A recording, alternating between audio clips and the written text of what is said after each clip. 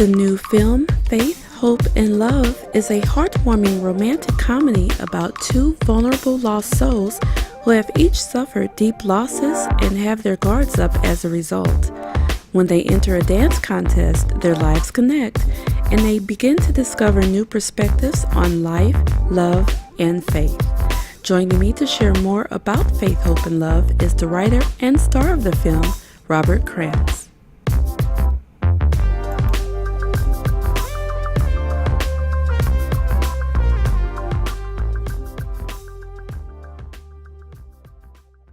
Well, the new movie, Faith, Hope, and Love, does a wonderful job in taking relatable real-world experiences with valuable life lessons and perfectly serving them with the right touch of humor. Joining me now to share more about Faith, Hope, and Love is the writer and star of the film, Robert Krantz, who you know from the films Back to the Future, Woman in Red, The Billionaire's Boys Club, and many others. Thank you so much for joining me today, Robert. Thank you for having me. I really appreciate it.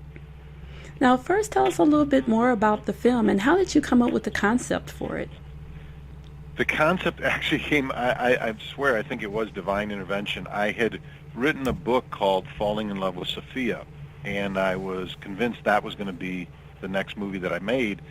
And one day I was at the gym, and I'd finished working out, and I went to get something to drink, and I got the water, and within 5 feet of where the water was, I went to sit down, and I looked over, and there was a group of women taking a dance class. And between that water fountain and that seat, something crossed my mind. And I sat down, I thought, oh, that would be a good idea for a movie. And I literally went home, wrote it on a piece of paper. I kept the piece of paper. I put it up on social media a couple months ago. That was 6.5 years ago. Oh, wow. And so that's how it came into my mind. And I started, the next day we were going on a trip as a family, and my son Nicholas was next to me, and I started writing and writing. He said, "What are you doing, Dad?" I said, "I got this idea," and I could not get the idea out of my head. Even though I had the screenplay and the book done for Falling in Love with Sophia, that Faith, Hope, and Love, there was something that God put on my heart and told me, this is what I want you to do, and I just followed that voice through all those years and through the past year that we made it and have been doing post-production and so forth. Just kept following that voice. Wow, that's a wonderful thing, and God's timing is perfect. We know that for sure. Now, this film is very well put together and it's shot beautifully. What was the production process like? And you told us how long it took you to bring the film to life, but how long did it take to film the entire movie? Actually, people sometimes don't realize the filming of it only takes several weeks. I don't want to say it's the easy part because you really have to get it right, and it really takes a tremendous amount of pre-production to get it right, because especially in a film like this, we had to have all the music ahead of time, all the choreography done ahead of time, rehearsed and so forth, and then you just execute that plan when you get into production. And then the longest part is probably post-production. I had also edited the film with the help of several other people, and it took, I think, 4.5 months before we were finally done with the film, after we'd completed it. So that's actually one of the hardest parts, and also that part is kind of the lonely part because it's really only you, assistant editor, and a few other people, and you're looking at that footage all day long, every day for months. So that kind of is the longest part. But all in all, I would say from beginning to end, it's probably a year-long process. Well, it's well worth it because the end result is just beautiful. I can't speak enough of it, and the soundtrack is wonderful as well. Now, of course, you're Michelle most... Crispin. Oh, no Michelle problem. Crispin was our sound supervisor, and music supervisor, excuse me, and she and I began working on that music 2 years ago, and when you talk about God's presence in a project or in your life, that's a perfect example. I had never met Michelle, and I think God brings people into your life when you're doing His work that are meant to be there and to help you fulfill what His purpose is. And she was one of them, and we worked so hard on all of that music to get it right. And so it's always great when somebody mentions stuff like that. Yes, I'm a big stickler for music and sound in movies, so yes, definitely have to give props for that. Great job there. Now, of course, you're no stranger to acting, writing, and producing in film and television. How is working on Faith, Hope, and Love different from your work on other projects? It was different in this sense, and that it was the biggest project I'd ever worked on in terms of so many hats: writing it, producing it, co-directing it, dancing in it, editing it, and so forth. You have help along the way. J.J. Englert was a co-director of ours. I had people helping me with editing and so forth, but really, I took on so many hats in this project, and you have to be so focused. And this was, of all the projects I'd done, the one that I did the most amount of work on. And you can't mess up in any one of these facets, otherwise it hurts the film tremendously. If I haven't learned the choreography and I don't know the dance, it's going to hurt in the end. If I don't know my lines and I don't know what I'm doing in scenes, it's going to hurt. You can't edit your way around something like that. If I don't spend dozens and dozens and dozens of hours staring at the footage and really know what I'm doing and make sure I do a good job, it's going to hurt the film. So each one has its own category of difficulty, but the thing that made this so different was I had to really focus on 5 or 6 parts of production and post-production. That was difficult. Enjoyable, but difficult. Well, you did a flawless job. I have to give it to you. Oh, man. Well, tell all the critics when it comes out, tell them that. I'd appreciate that. It was flawless for sure. Absolutely. Now, we talked about you. Let's talk about the rest of the cast. How did you assemble this stellar cast for this movie? Were there certain actors you already had in your mind as you wrote the story? Or you talked about you had the concept down way early on, but as it became more and more to fruition, did you already have certain actors that you saw in your mind for certain roles? It's a great question. And again, not to be redundant, but I know that a lot of people that are watching this film will be reading about it are people of faith, or people that are interested in faith. So I mentioned this aspect again.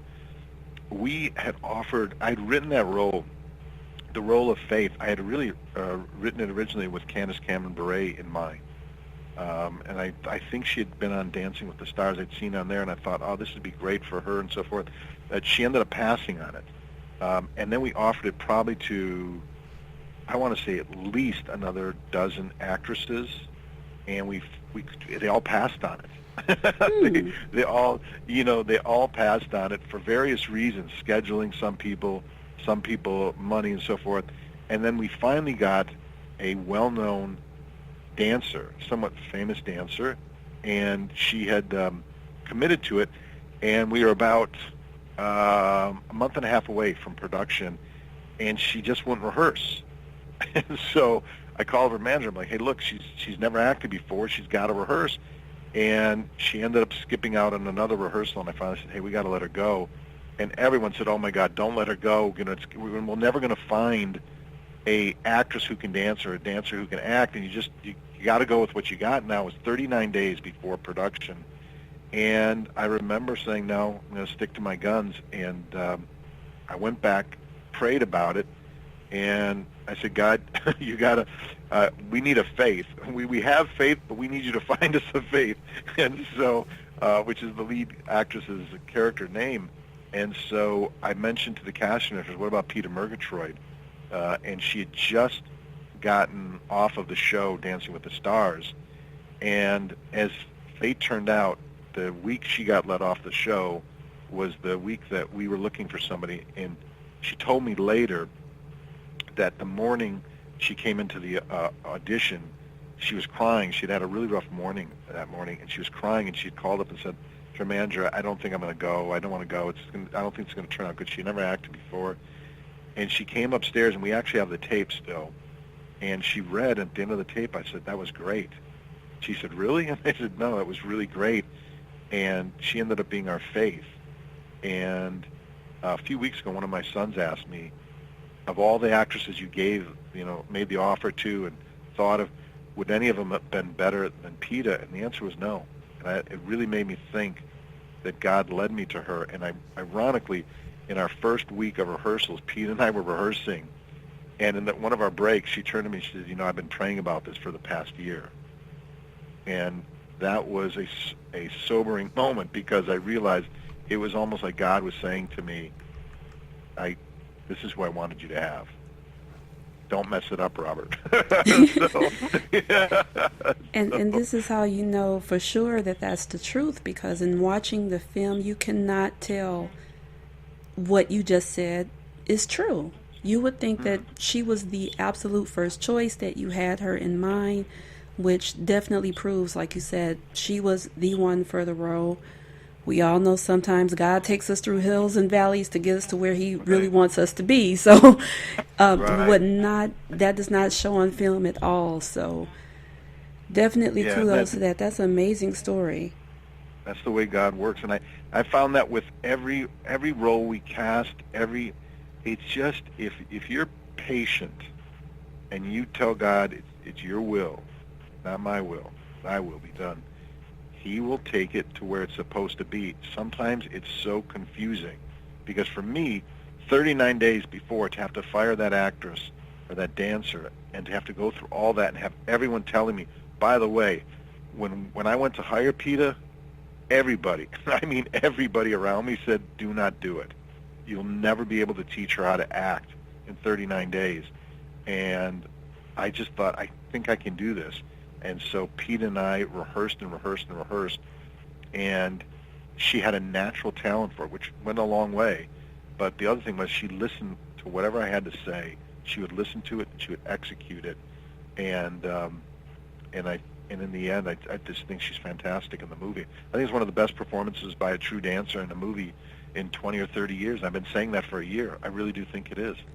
She did do a fantastic job, and it's interesting that you mentioned natural, because that's what I was going to mention as well, is that the chemistry between you two, between the chemistry and your acting and her acting and the way it was shot, looking at it, you forget that you're looking at a film. It's almost as if you're. Compliment you could ever say.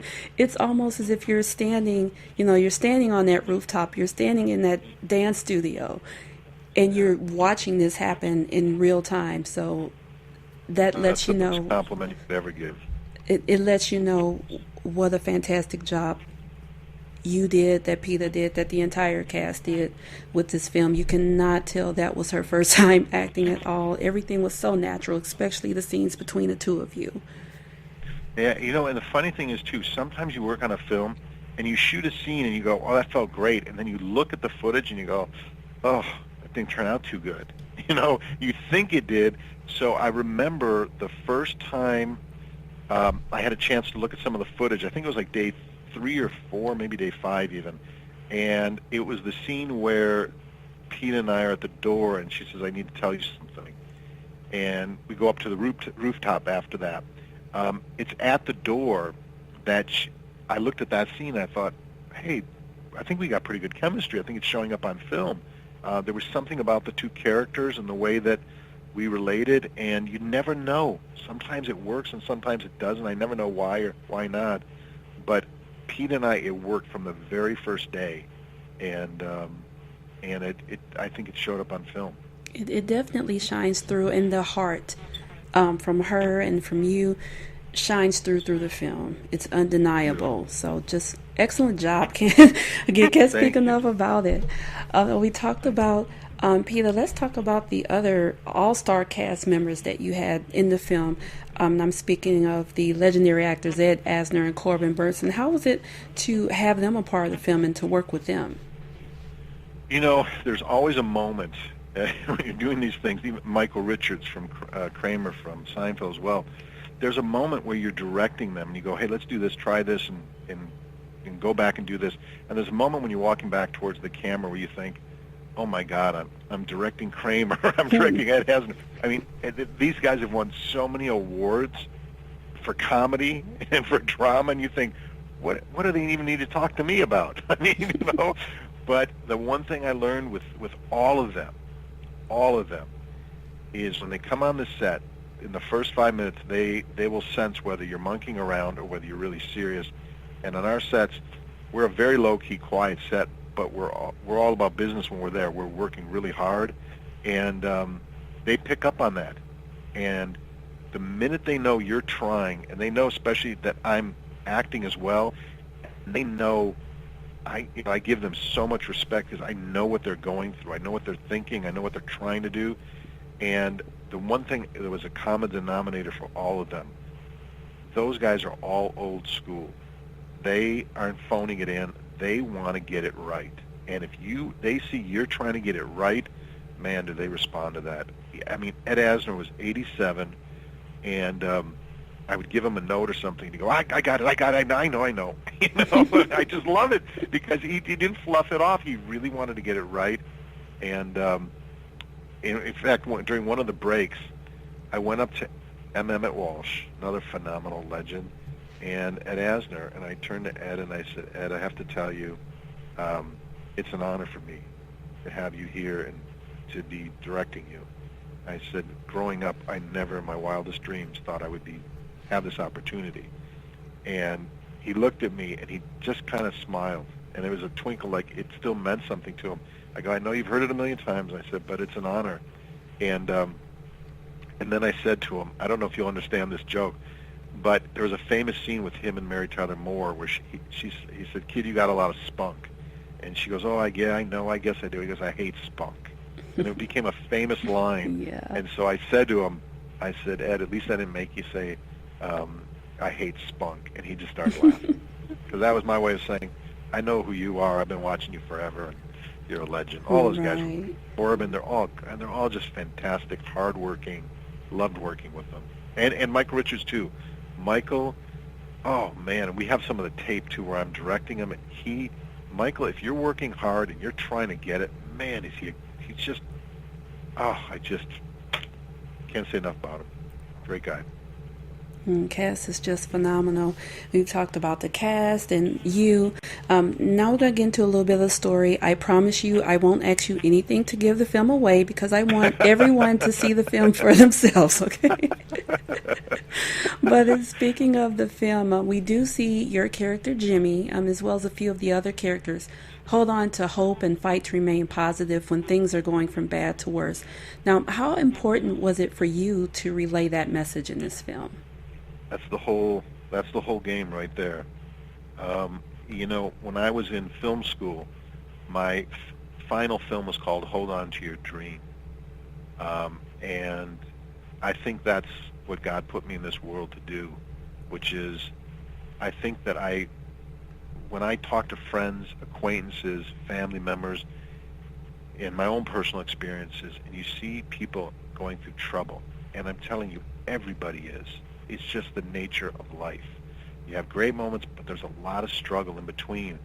And I think that what God put in my heart through the years is that when people tell me something's going wrong in their life, or I read something, for whatever reason, I just can't gloss over it and go, oh, you know, that's too bad. Sorry to hear that. It really affects me and stays with me sometimes for years. And so what I've learned through the years is that I think my movies reflect that real life situation and then leaves you with hope. And that's what I get from God, is I get that eternal hope.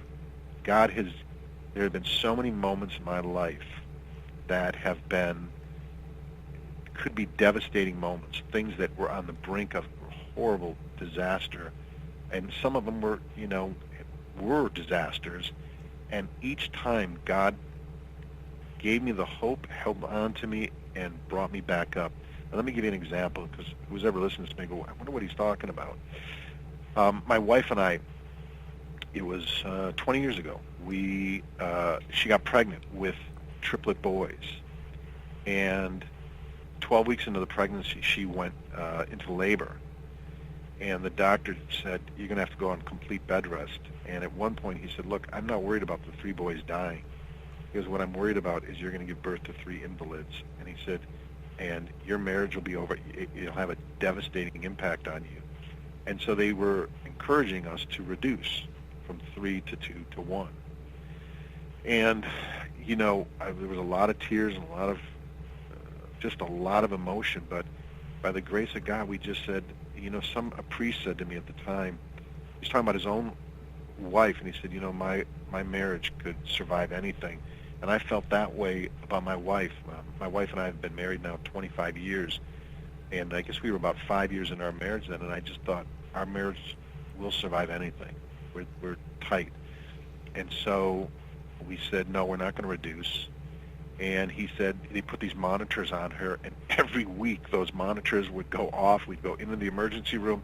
He'd say, guys, you can't come back in here, A week later, on again. And finally, it was a great moment. He said, if you come back in before Labor Day, he goes, I'm going to tell you have to reduce. I'm going to tell you that as your doctor. Sure enough, on Labor Day, the monitor went off. Into the emergency room we go, and I'm sitting there just thinking, oh, this is going to be a horrible conversation. I don't know how we're going to get in a fight with this doctor. The doctor walks in. He had to be about 6'2". My wife's 5'3", and she'd just come out of the bathroom with her gown on. And she looked at him when he walked in. She goes, I don't care what you say. I'm not reducing. I'm not getting ready with the kids. And if that's what you're going to ask me to do, you can leave. And that was it. He just started laughing. He goes, okay, if that's what you want. He goes, we'll try and make it as far as we can. And that was about week 20 maybe. And it went to 22, 24, 28, 32. And finally he said to my wife, why don't you tell me when you're going to give birth and I'll just show up. And she said, if it's week 35, she goes, it'll be tomorrow. And it was tomorrow, and that's when she gave birth at 35 weeks. And those three boys have gone on to not only be scholar athletes in high school, but they've gone to three of the best universities in the country, and they play football in college now. And it's by the absolute and total grace of God. And that's just one of many examples of where God has so impacted my life. The reason I'm making these films is to give glory back to Him and to let everyone know whatever you're going through, if you ask God to help, He'll be there. He will be there. That is so true. Amen. Thank you so much for sharing your personal experience with us. And you just mentioned you're making these movies for everyone, right? So Yeah. the whole family. So you talked about, I would say, grown folk stuff, adult things that adults go through. Now I want to bring it to the kids, because you do have some kids in this movie, quite a bit of them. Again, don't want to give the whole story away, but your character has two young girls who are going through their own experience with the sudden loss of their mom at a young age. And this is something that we've been seeing playing out actually in the spotlight quite a bit lately with the untimely passing of Kim Porter. She left behind her twin daughters, and then Pastor Tony Evans' niece, Winter Pitts, she passed, left behind 4 daughters. As this is a movie, as we said, the whole family can enjoy, what do you hope that young kids, especially those who have lost a parent at a young age or may just be going through a tough time themselves, what would you like for them to take away from this story? Well, I'll give you a perfect example. The night of the premiere in Los Angeles, somebody that was a friend called up and said, there's a child who essentially was a foster child that she was watching over because the mom was going through a difficult time. The dad had committed suicide, and the son had seen it. And he said, the lady asked me, can he come to the premiere? She said, he's only 12 years old. And I said, absolutely. Are you kidding? Of course. And he came to the premiere, and saw him. He saw the movie. And afterwards, I got a chance to talk to him briefly, and she called me up later. She said, I can't believe what an impact that movie made on his life. And I said, what do you mean? She goes, he's never cried, and he's never thought about or talked about what happened. And she said when certain things happened in the movie, it was the first time, she goes, it was almost like it was the first time he could relate to something and release that emotion. And I've stayed in touch with both of them since the movie, since that premiere. And that's just another one of those moments where you realize you're having an enormous impact on people. And what really was cool, a lot of the young dancers were there that were between 9 to 14 years old, and they were originally supposed to sit up in the balcony because I wasn't sure if they would sit still. And I was so shocked. They stood still for the whole movie and cried and laughed with everybody else, and had a huge impact on them. And that's a great thing, that you can get young kids even relating to a film. Absolutely, absolutely. And you talked about how this movie has impacted them. It definitely impacted me when I watched it. I laughed, I cried, it touched upon so many things, even in my own life. So that actually the messages in the movie helped me. So thank you for that. Um, Beautiful, beautiful. yes, and we mentioned earlier, as you said, you wore many hats to bring this film to life for that sole purpose. Tell us how his writing, producing, and starring in this movie impacted you. It's a great question. Um, I think the biggest impact it's had on my life is if you're going to fluff something, if you're going to kind of just walk through it, it's easy to do. You can kind of cheat on the writing, you kind of cheat on the acting, you kind of the thing that it's had is every step of the way you keep trying to do the best you can, and what you're trying to do is you really think long and hard, what am I trying to say and what am I trying to do it for?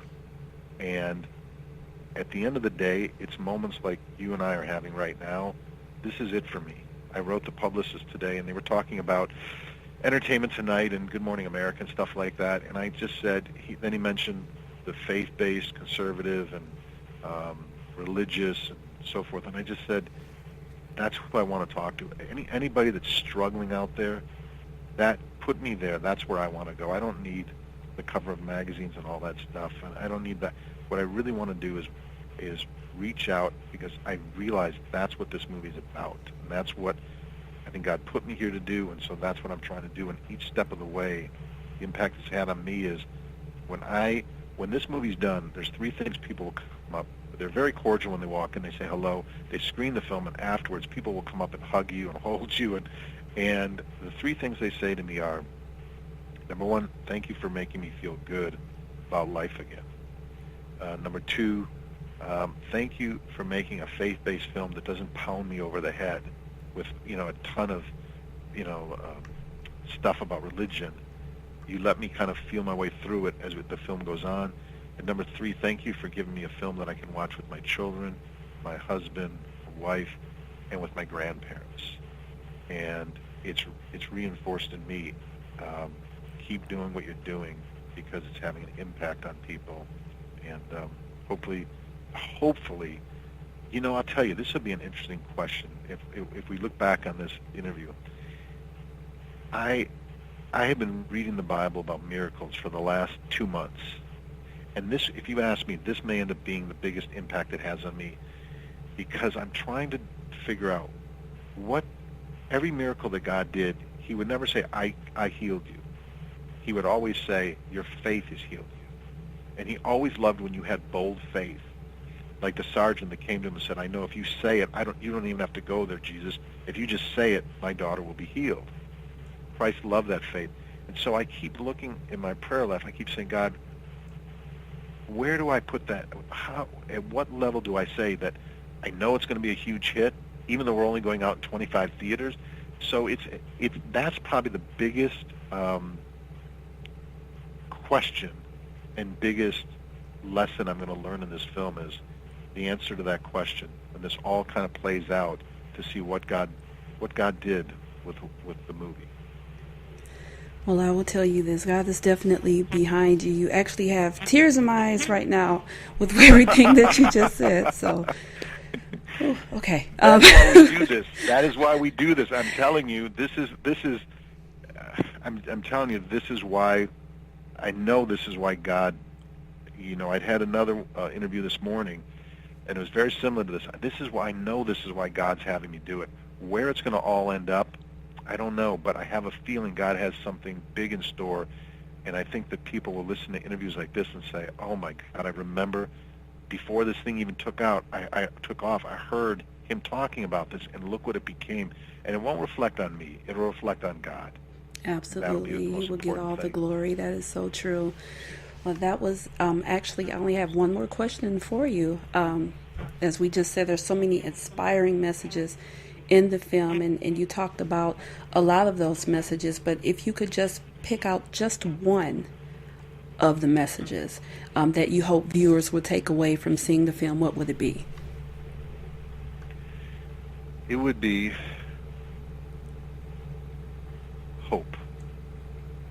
be whatever you're going through.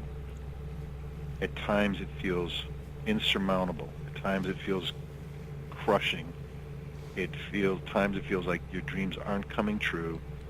It feels like you haven't found that person. Your son or daughter's on drugs. Whatever it may be, it can feel like there's just no up left. And I hope that what comes through this film is hope. There is hope. In the film, Jimmy's lost his wife for 3 years. She's going through a divorce. These are things that happen to people all the time. He's struggling with his daughters. These are common everyday problems that can sometimes crush a human being's spirit. And what I try and show is that there's hope, and that hope is in the name of Christ. That's what I hope comes through. Absolutely. Amen. Well, the story of faith, hope, and love, it touches upon so many real-world experiences, just as Robert said, parenting, being single in today's society, the ups and downs of entrepreneurship, work relationships, emotional health, and so much more. Go see it when it opens in theaters everywhere on March 15th. And you can also visit the website fhl.movie to learn more, and you can also follow Faith, Hope, and Love on social media. Well, I want to tell you, this has been an absolute pleasure and an honor to speak with you today, Robert. I wish you the best of success with the film. Again, I'm planning on watching it tonight with my kids. My husband won't be home till tomorrow. He's at work right now, but he's going to watch it when he gets home tomorrow. So hey, one correction. They switched the address on the web is fhlmovie.com. Okay. They switched it, so it's fhlmovie.com. We've got it, fhlmovie.com, and we will have that updated as well when we do our article. But thank you so much again for making this movie, for starring in it, putting the cast together. Definitely a work of God, and we wish the absolute best to you. Thank you. Keep us in your prayers. It would be greatly appreciated. We will be praying for you as well as the success of the film, and actually praying for you in all of your future endeavors. I appreciate that so much. You ready? For what? For the presentation. All right, Jimmy. Show's all yours. Oh. Hey, what are you doing? 40-day notice. This building's being condemned. Father, I'm worried about my dad. Oh, he seems okay to me. Your quote is lay down, and you haven't made your numbers. I hear your studio needs to be rescued. My dance instructor is having a dance contest. I want my dad to enter. For the competition, the partners cannot have had any dance experience. You have to know 5 dances: waltz, tango, hip-hop, quick-step, and the samba. Good. Honestly? Horrible. I'm in trouble. Each couple submits their best dance. If we win the contest, the $25,000 will help us retrofit the building. Thank you, God. They're gonna become great dance partners and fall in love. I am horrible at dating. Show me, like, your go-to move. Do you like our dad? When you dance Greek, you have to say Yasu and then the person's first name. Yasu Jimmy. But you gotta say like a Greek. Yasu Zimi. Yasu Jimmy. There you go. You sound like a Greek now. Daddy, where are you? Jimmy, what's wrong with you? I don't have it anymore. Something's holding you back. Debbie wrote in a letter a couple months before she passed away, and I feel like if I open that letter, it'll be like the final conversation. But that was 3 years ago. I don't know what's on your heart, but I hope it's me. So how was your night? When you dance, let whatever you are feeling pour out of your souls. I'm happy to see you back in the saddle again. Hit me one time. It's good to see him smile. You just got to really sell it. You lead. I had no prior dance experience. Although in college they did call me Funkenstein. Frankenstein? No. I'm Greek, but everyone thought that I was Jewish, and so they called me Stein. And then I took second place in my fraternity dance contest, so they started calling me Funk and Stein. It's a great story. Can you tell it again longer? Thank you for listening to Faith, Health, and Home. Inspiring, informative, real life. A full transcript of this interview can also be found at www.faithhealthandhome.com. Also be sure to follow us on social media.